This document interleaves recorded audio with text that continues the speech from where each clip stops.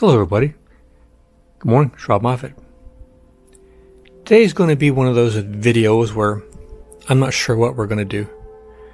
I'm not sure how this is going to end, or really 100% what we're even going to talk about. I got an idea, but this is a variety channel. You never know what you're going to find. Well, this is one of those videos where I never know what's going to happen. What's happening, as far as I can tell, is I was doing some minor housekeeping and I ran across this timer. It made me think about something, which made me think about something else, which made me thinking about a lot of other things. And I thought to myself, that might make a video for me. I make videos for you guys. I make information videos, do it yourself. Then I make entertainment videos that I try to entertain, that usually people unsubscribe. But sometimes I make videos for myself because I don't really know what I'm talking about. But I can make a video and I can sort of understand it. It's sort of my way to figure out what's going on. And what's going on here is we're talking about time. I found this timer. One of my favorite timers. It is my favorite timer. It's Swiss. Little laboratory timer. Years ago, I was working at a company, chemistry manufacturing, and I think somebody else had one of these, and I wanted one. They were difficult to find, and I got one. It's cool. It's not digital. It's analog. It's got a nice little buzz, and it's up to 60 minutes. It's not accurate like a digital, but it's good enough for most purposes that I was using it for. I remember I used to have to go to the warehouse to get raw materials for my products. And the guy that was running the warehouse, he was a real nice guy. But he could talk, he could talk and talk and talk. And he would always see me and start talking to me. And before I knew it, I was 15 minutes late. He was a good guy. He was from the same part of the state I was. His family had been here almost as long as mine, before air conditioning, and we had a lot in common. But he could talk and talk. I started getting this, and I'd set to 3 minutes when I left my lab, and I'd go to the warehouse, and he would see me, and then I'd get my stuff real quick, and the timer would go off, and I would look at it and realize that I had to go back real quick to finish a test. This got me to get out of the clutches of this person that was going to talk my ears off. So, yeah. I remember I met this girl. She was amazing. She was the most physically accomplished and enthusiastic woman I ever met. I remember one day we were in bed. It was a weekend. And I told her I was going to set this timer for 30 minutes. During those 30 minutes, we would do whatever I wanted to do. When the timer went off, it was her turn, and we'd do whatever she wanted for 30 minutes. And then it was my turn, and so on. Well, for the first 30 minutes, we did what I wanted. The timer went off. We did what she wanted. Then the timer went off. We did what I wanted. Then she picked up the timer and threw it through the bedroom door out into the front room, and I heard it clatter on the tile floor, and I saw it like going through the air, the black and silver. The light was coming into the bedroom window, and you could just see this go bloop, bloop, bloop, bloop, through the air out into the front room.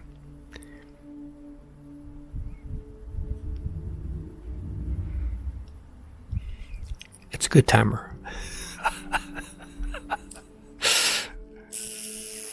That was an amazing woman.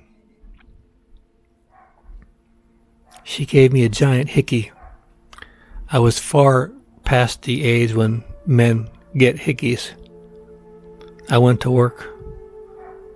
None of the guys I work with would ever, if I could come with a wooden leg or a patch over one eye and they wouldn't even notice, but the women noticed every single thing. And even though I wore my collar up over my neck, the woman found out that I had a giant hickey.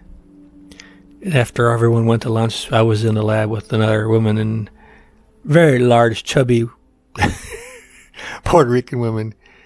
And she was like Columbo. She wanted to get down to the bottom of what was going on, and she wanted all the dirty details.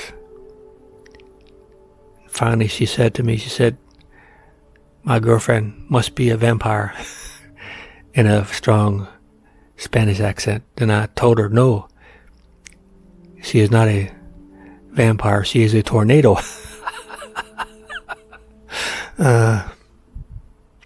I found out later my tornado, the reason she was a tornado was she had told me she had a roommate. I was assuming it was a woman roommate. I've come to find out it was a male roommate. When she met me, she had broken up with her roommate, and he was supposed to leave. And he did not expect her to find a partner who was a fan of tornadoes so quickly. I'll give you a little tip if you want really out of the ordinary physical relationship, you want to have one with someone that is cheating on somebody else.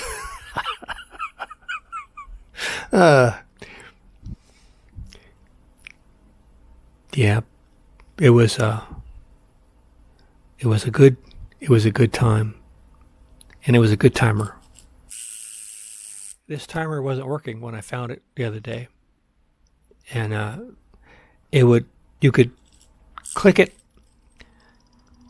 but it would stop, and you'd have to rewind it by pulling it back, and then that was not really good for it. So I found some WD-40 Specialist Penetrant Fast Acting.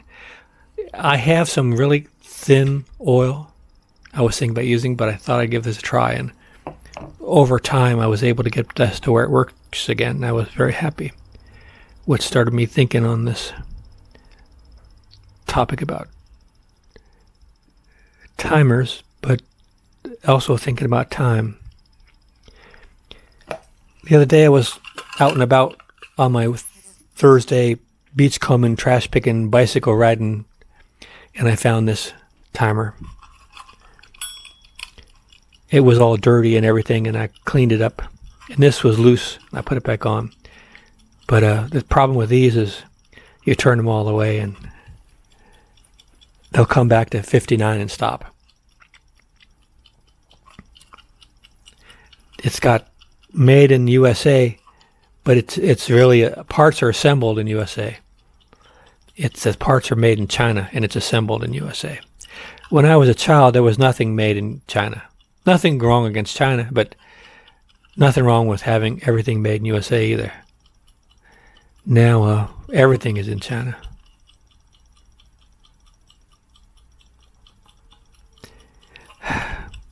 At one time, we had stuff that was made in Japan and was not thought of very highly. Now, it's some of my favorite stuff is made in Japan.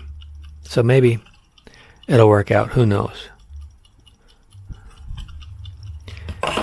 I got this timer because you can put 4 different events and time it. And so each one will go off at different times. And you could write down little notes to yourself. This is for when you want to be really organized and you're hustling and scuffling and you're grinding and you really got a lot of things on the ball. Eventually the alphanumeric display broke down, and it's not really fixable to my level of fixing stuff. And I also realized that I don't have a life anymore where I need to have 4 different things going on at the same time. writing tiny little insect-like notations to myself. This has become probably my favorite timer because it's pretty foolproof and there's only one time on it. It'll time up or time down, and it goes to 90 minutes, and that's about all I got left in me nowadays. I have a lot of books on self-improvement and time management and trying to make myself into a better person, but I kind of think I'm, in many areas, I'm not really too inclined to spend a lot of time left on making any changes. I think I want to just conserve my energy and conserve my time and just focus on trying to be more aware of the treasures I possess and the things that are happening to me now, instead of worrying about the future or the past.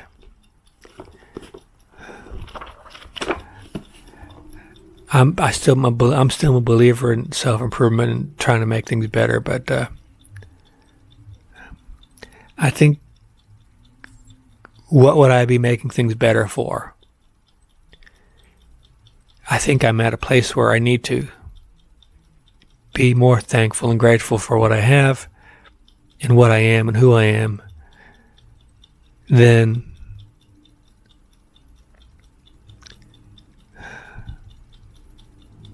trying to make changes. Yeah. This is a book I read years ago, Man in Time. By the way, don't leave. We're getting ready to go into this, which is the most interesting part of the video. J.B. Priestley was a very smart man, and he wrote a lot about time, what it is, what it means, and what it meant to other people, and what it could mean to us. And when you get to the end of the book, he doesn't know either. He just is sort of guessing at it, and but we're all sort of drifting out there trying to figure this out. But it's a really interesting book. It raised a lot of questions, but there aren't any really good answers. This is another timer. This is my weekly death timer. It's a graph composition book. There's 200 pages. This is like 25 by 50 something little squares. What I did is I made each one of these into a week. And then when 52 went by, that was 1 year. And I went down the page.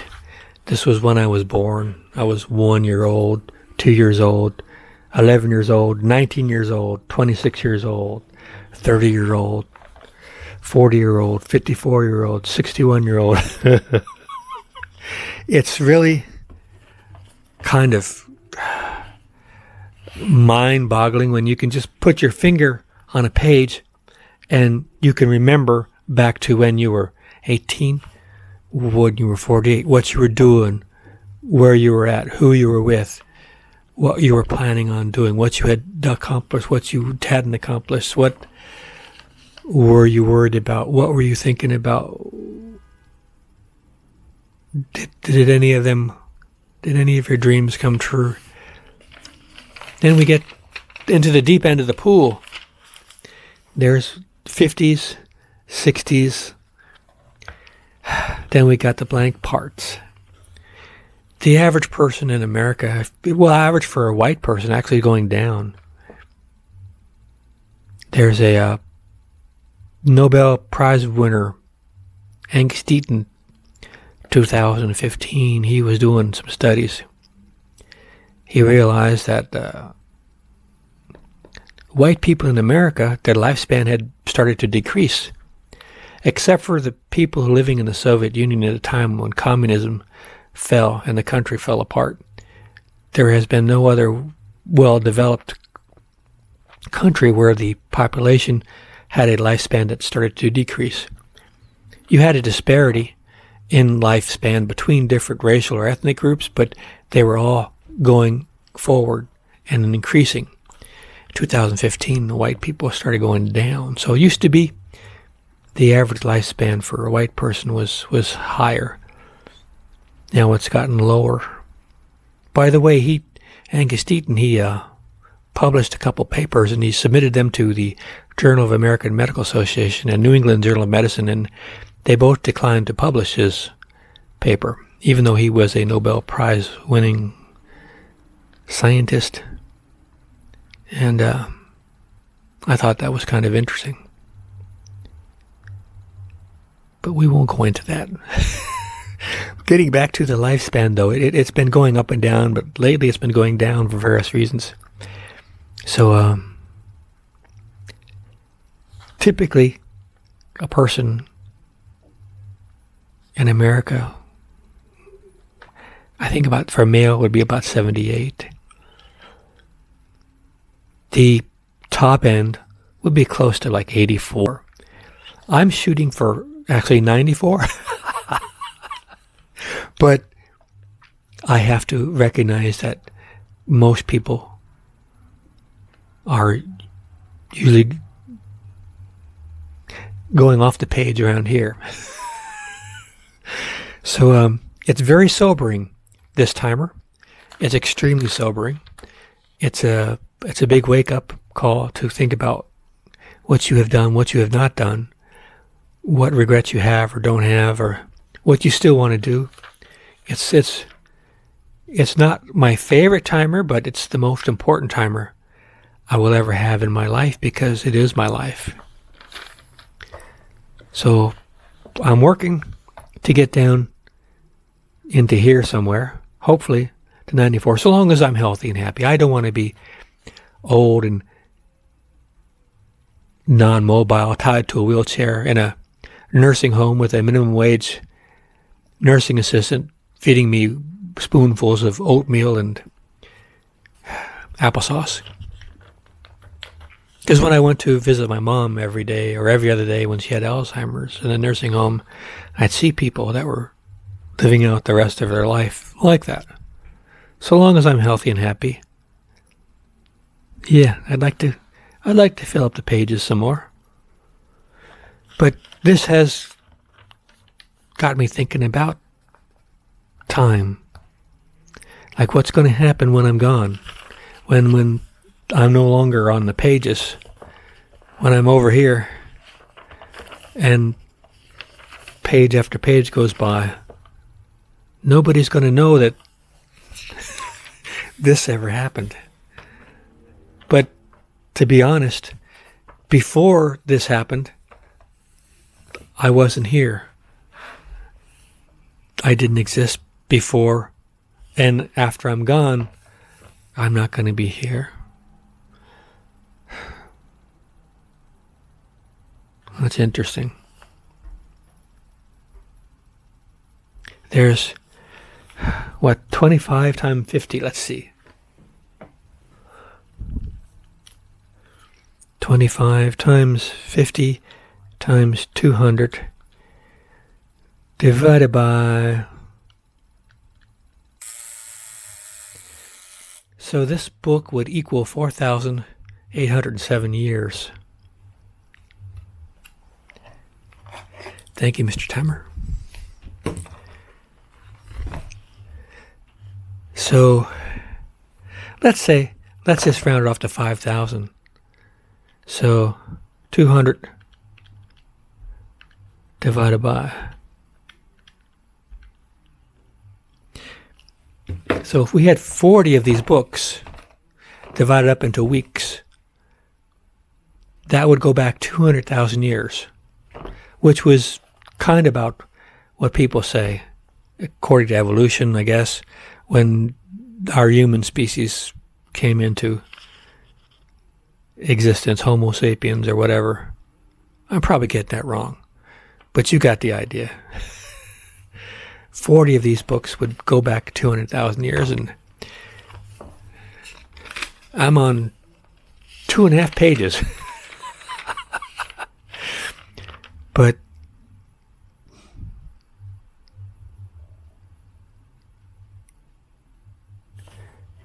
time just keeps going on. Week after week, year after year, decade after decade, century after century.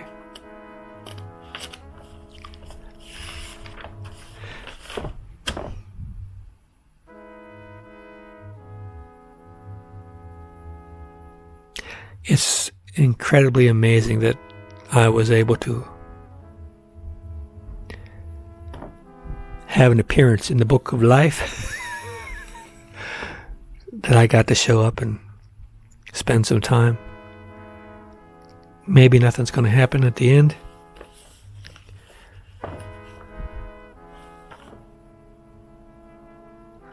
Because eventually,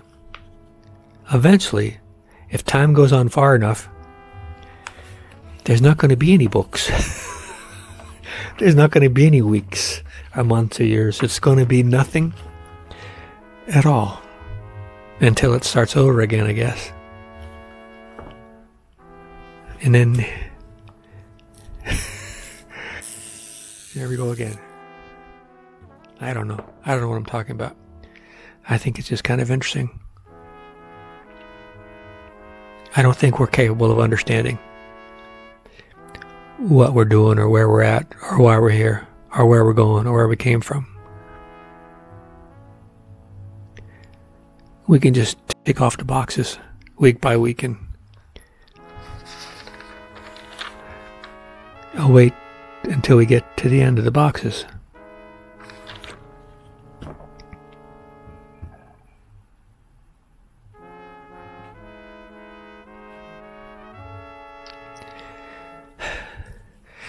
I do recommend you get one of these timers.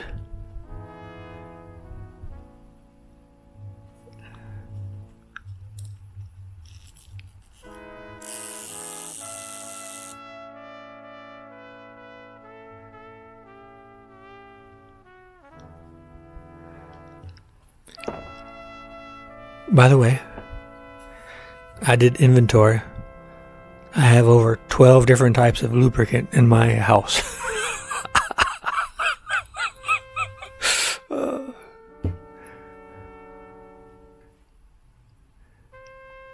I don't know what else to say.